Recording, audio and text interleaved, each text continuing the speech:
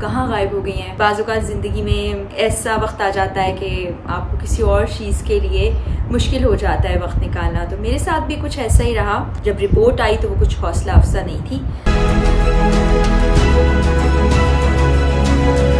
السلام علیکم جی، میں ہوں فرح اقرار اور آپ سب دیکھ رہے ہیں میرا یوٹیوب چینل.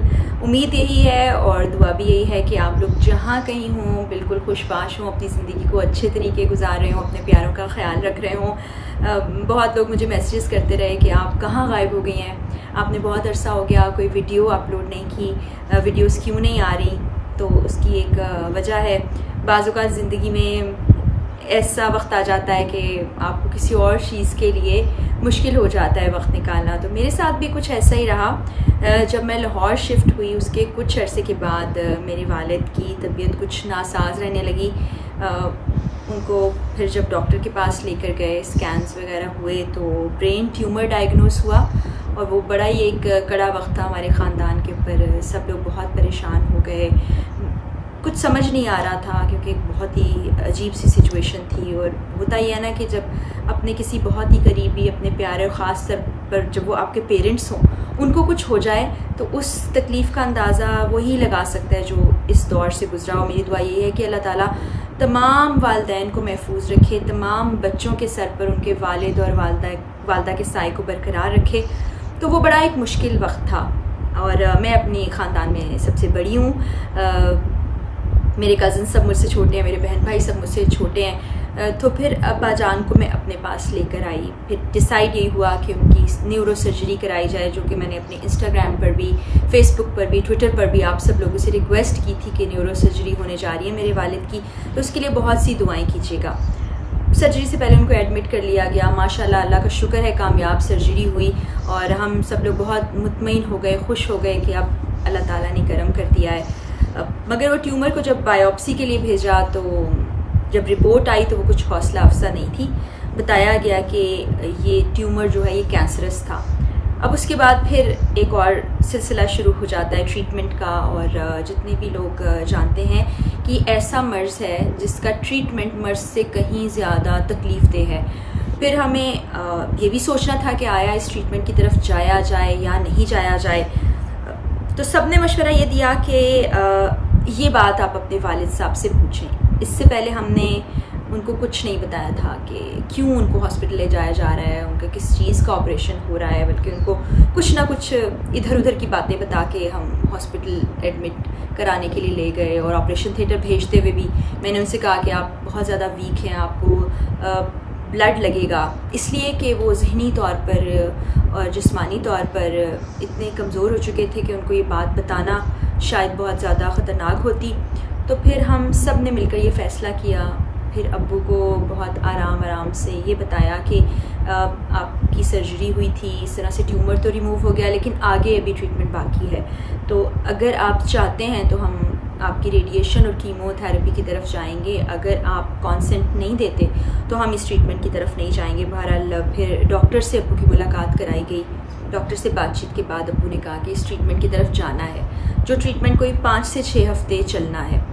اس میں سے کچھ ہفتے گزر گئے ہیں، کچھ ہفتے ابھی مزید باقی ہیں. تو یہ کافی زیادہ مشکل وقت، مشکل مرحلہ ہے کیونکہ لے کر جانا، ان کا ٹریٹمنٹ کرانا، پھر اس کے بعد جس طرح سے ان کی طبیعت کا بگڑ جانا، یہ سب کچھ ہینڈل کرنا، پھر خود کو آپ کو سنبھالنا کافی مشکل ہوتا ہے.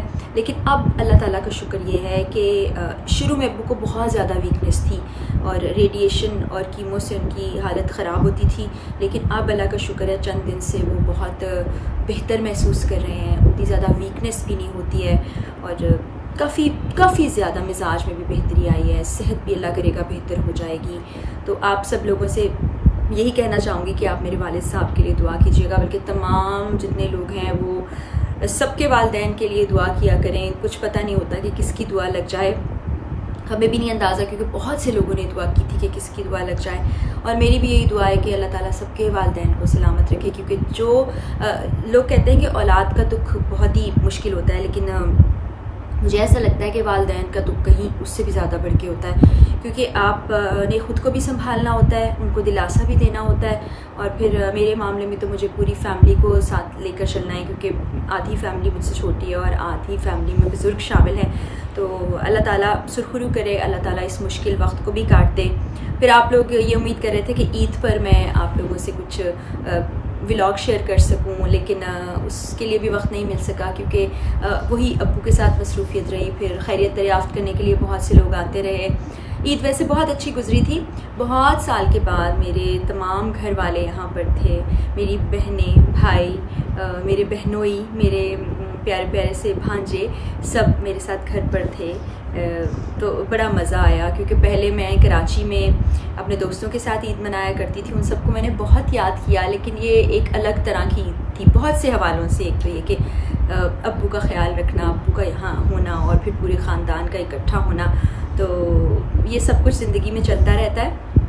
پھر مین وائل یہ بھی ہوا کہ پروگرام میرا مارچ میں ڈسکنٹینیو کر دیا سما نے، اور پھر ہم نے رمضان کے لیے کچھ خاص سیگمنٹس کیے، اور مئی میں اب میں سما کا حصہ نہیں ہوں، یہ میں نے بتایا تھا ٹویٹر اور فیس بک پر بھی۔ تو انشاءاللہ کچھ ایسی چیزیں جو میں کہنا چاہتی ہوں یا دکھانا چاہتی ہوں، یا کچھ وجوہات کی بنا پر جو ٹی وی پر نہیں دکھائی جاتی رہیں، وہ میں نے پہلے بھی کہا تھا کہ یہ یوٹیوب ایک بڑا اچھا پلیٹ فارم ہے، اس کے ذریعے سے آپ تک پہنچاؤں گی۔ جیسے کہ ابھی بڑی تیزی سے تبدیلیاں آئیں، عدم اعتماد آ گیا، پھر اس کے بعد حکومت تبدیل ہو گئی، نئی حکومت اس وقت کیا کر رہی ہے، بس ایک سیاست کا نا عجیب سا ماحول بنا ہوا ہے۔ تو اس میں عوام کیا کہتی ہے، عوام کے لیے کیا کیا جا رہا ہے، یا کون کتنا سنسیئر ہے، اس پر بھی ہم بات کریں گے، اور میں ولاگس بھی ریکارڈ کروں گی۔ آج بتانا یہی تھا، اور اس ویڈیو کو بنانے کا مقصد بھی یہی تھا کہ آپ سے کچھ دل کی باتیں کی جائیں، کچھ کہا جائے، کچھ بتایا جائے، اور پھر جاتے جاتے آپ لوگوں سے دعاؤں کی ریکویسٹ ضرور کروں گی، کیونکہ دعائیں جو ہیں وہ زندگی میں بہت ساری تبدیلی لے آتی ہیں۔ اور پھر یہ جیسے کوئی مشکل وقت آتا ہے یا کوئی اللہ کی طرف سے آزمائش ہوتی ہے، تو کہتے ہیں کہ اللہ تعالیٰ مشکلیں اس لیے ڈالتا ہے، آزمائشوں میں انسان کو اس لیے لے جاتا ہے تاکہ وہ اللہ تعالیٰ سے زیادہ قریب ہو۔ تو میں نے بھی یہ محسوس کیا کہ جتنی دل جمی سے اب میرا اللہ کی طرف، عبادت کی طرف رجحان بڑھ گیا ہے، اتنا پہلے بھی تھا لیکن اس طرح نہیں تھا۔ تو ہو سکتا ہے اللہ نے اپنے قریب کرنے کے لیے ایسا کیا ہو۔ تو بس آپ نے مجھے بھی دعا میں یاد رکھنا ہے، خاص طور پہ میرے والد کے لیے بہت دعا کرنی ہے، اور میں تو تمام لوگوں کے لیے اب خصوصی دعائیں کرتی ہوں، والدین کے لیے بھی، اپنے ملک کے لیے بھی، تمام جو لوگ دیکھتے ہیں دعائیں کرتے ہیں ان کے لیے بھی، اور جو دعائیں نہیں بھی کرتے ان کے لیے بھی۔ اور پھر جاتے جاتے وہی بات کہوں گی کہ اپنے ارد گرد اپنے پیاروں کا خیال رکھیں، کیونکہ زندگی کا کچھ پتہ نہیں ہے، اور وہی بات کہ اللہ تعالیٰ ہم تمام پاکستانیوں اور ہمارے پیارے پاکستان کا حامی و ناصر ہو۔ اللہ حافظ۔